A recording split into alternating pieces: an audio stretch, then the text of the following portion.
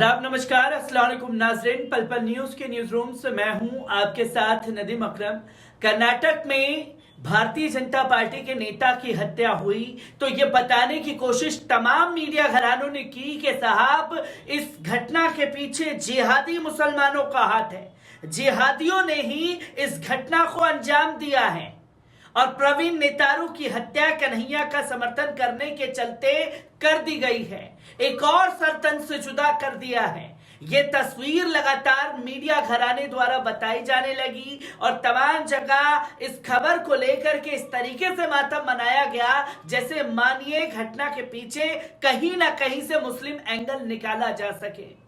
पर तस्वीर कुछ और सामने आई और बीते दो दिन बाद जब फाजिल की हत्या हुई तो मीडिया में साफ सूंघ गया और जहां हिंदू मुस्लिम की नफरत की आग के कारण फाजिल की हत्या हुई इसे बताने की कोशिश की जाने लगी तो यह दावा किया जाने लगा कि साहब फाजिल की हत्या जो है वो इस कारण से नहीं हुई है, वो शिया सुन्नी मुसलमानों में आपस में ही मतभेद है इसलिए हत्या कर दी गई है।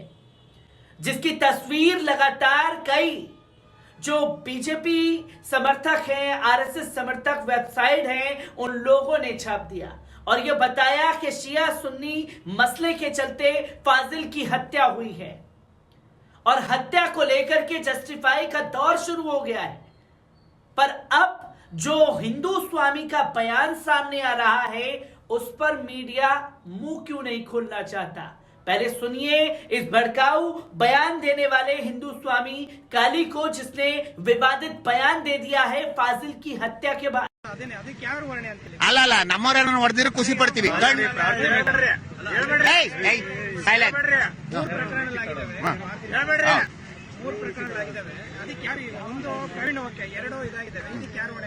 ನೋಡಿ ಅಲ್ಲಿ ಸಾಬ್ರನ್ನ ತುರುಕ್ರನ್ನ ಯಾರು ಹೊಡೆದವ್ರೆ ಅಂತ ಗೊತ್ತಿಲ್ಲ.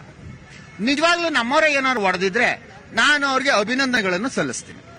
ಇನ್ನು ಬರೀ ಒಂದೇ ಹೊಡೆದಿದ್ದೀನಿ ಅಂತ ಹೇಳ್ತಾ ಇದ್ದೀರಿ ನೀವು, ನಿಮ್ಗೆ ಗೊತ್ತಿರೋದು ನನಗೆ. ನಾನು ರಾತ್ರಿ ಓಮ್ದಲ್ಲಿ ನಂಗೆ ಗೊತ್ತಿಲ್ಲ ಯಾಗದಲ್ಲಿದ್ದೆ. ಇನ್ನು 9 ಬೇಕು, ಇನ್ನು 9 ತಲೆ ಬೇಕು. ನಮ್ಮವ್ರು ಹೊಡೆದಿದ್ರೆ, ನಮ್ಮವ್ರು ಅಲ್ಲ ಹೊಡೆದಿಲ್ಲ ಅನ್ನೋದಾದ್ರೆ ಯಾರೋ ಅವರವರೇ ಗಲಾಟೆ ಮಾಡ್ಕೊಂಡು ಸಾಬ್ರೆ ಹೊಡ್ಕೊಂಡವ್ರೆ ಅಂದ್ರೆ ನಮ್ಮವ್ರಿಗೆ ಇನ್ನೂ ಮನಸ್ಥಿತಿ ಗಟ್ಟಿ ಆಗಿಲ್ಲ ಕಣಯ್ಯ ಅಂತ ಅಷ್ಟೇ ನಾನು ಕೇಳೋದು.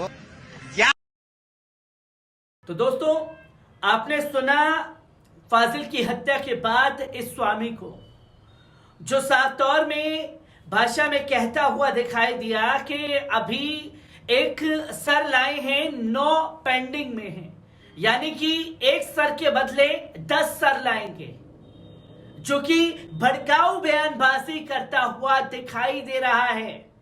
पर प्रशासन इन लोगों के ऊपर एक्शन कब लेगी जब ऐसा सेंसिटिव मुद्दा और लगातार माहौल कर्नाटक में खराब चल रहा है।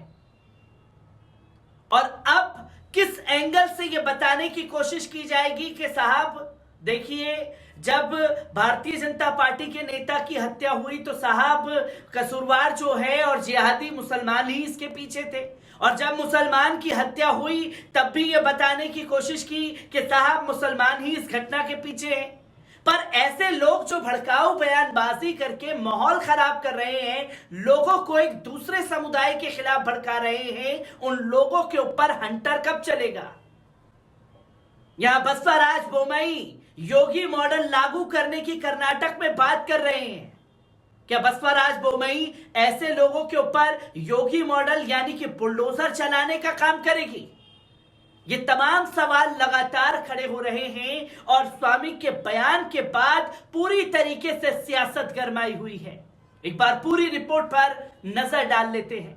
कर्नाटक के मंगलूर में कृष्णापुरा MRPL रोड पर हमलावरों द्वारा मोहम्मद फाजिल नामक मुस्लिम युवक की हत्या की खबर सामने आने के बाद कुछ मीडिया चैनल इसके दुष्प्रचार में लग गए।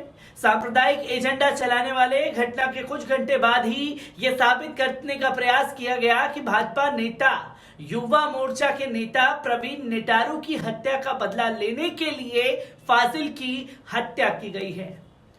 हालांकि पुलिस की छानबीन में कुछ और ही कहानी सामने आई है। पुलिस के अनुसार मोहम्मद फाजिल पर 4-5 अज्ञात बदमाशों ने घातक हथियार से हमला किया था। पुलिस ने अपनी शुरुआती जांच में कथित तौर पर पाया कि मृतक का कत्ल इसलिए किया गया क्योंकि वे एक सुन्नी मुसलमान था और एक शिया महिला से प्रेम करता था। फाजिल की हत्या करने वाले बदमाशों ने चेहरे पर नकाब पहन रखा था। वे सभी हुंडई कार से आए थे और फाजिल की हत्या कर कार में बैठकर भाग निकले। हालांकि पुलिस ने अभी तक इसकी पुष्टि नहीं की है कि अपराधियों ने किस वजह से फाजिल की हत्या की है, पर मीडिया ने दावा कर दिया है कि साहब शिया सुन्नी विवाद था इसलिए फाजिल की हत्या कर दी गई है। कर्नाटक के मंगलूर के बाहरी इलाके सुरतकल में गुरुवार की शाम एक युवक मोहम्मद फाजिल की चाकू मारकर हत्या कर दी गई। शुक्रवार को युवक का अंतिम संस्कार कर दिया गया, सुब्रते खाक किया गया, जिसमें सैकड़ों लोग शामिल हुए। गुरुवार शाम को सरेआम फाजिल की कुछ लोगों ने मिलकर हत्या कर दी थी। फाजिल का शव पोस्टमार्टम के बाद उसके घर वालों को सौंप दिया गया। भारी पुलिस बल की मौजूदगी में उसकी नमाज जनाजा की यात्रा निकली, जिसमें लोग नारेबाजी करते नजर आए। मोहम्मद फाजिल अटैक में बुरी तरह से घायल हो गया था। उसे इलाज के लिए अस्पताल ले जाते वक्त रास्ते में मौत हो गई। वारदात की सीसीटीवी फुटेज भी सामने आई, जिसमें कुछ लोग फाजिल पर हमला करते हुए नजर आए। कर्नाटक के गृह मंत्री अरागा ज्ञानेंद्र ने बताया कि मंगलूर शहर के सुरतकल इलाके में फाजिल नाम के लिए एक व्यक्ति पर हमला किया गया है। 4 लोग आए और एक दुकान के बाहर उस पर हमला किया। पुलिस ने कहा कि 4 या 5 लोगों ने फाजिल पर हमला किया था। हमने सभी मुस्लिम नेताओं से अनुरोध किया है कि वे अपने घरों में नमाज अदा करें, जिसके हर इलाके की कानून व्यवस्था बनी रहे।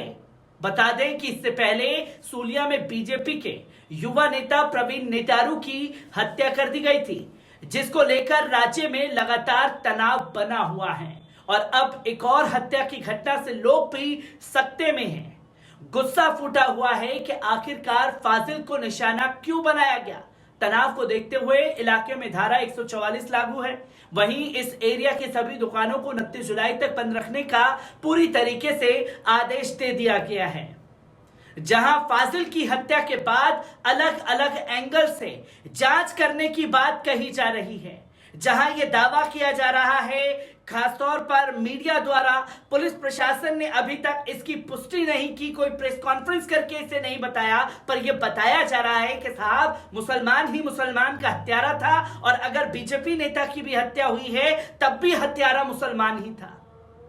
पर कहानी कुछ और निकल करके सामने आ रही है, जहां ऐसे स्वामी जो खुले तौर पर एक सर के बदले 10 सर लाने का दावा कर रहे हैं, जहां फाजिल की हत्या के बाद इतना बड़ा बयान दे दिया गया और मीडिया इस बयान को दिखाना नहीं चाहता, और यही कोई मुस्लिम समुदाय से कोई टिप्पणी या भड़काऊ भाषण हो जाए तो राई का पहाड़ बना दिया जाता है। और अब ऐसे काली स्वामी को खुले तौर पर आसमान के नीचे आजाद छोड़ रखा है कि ये और कर्नाटक में नफरत फैला सके।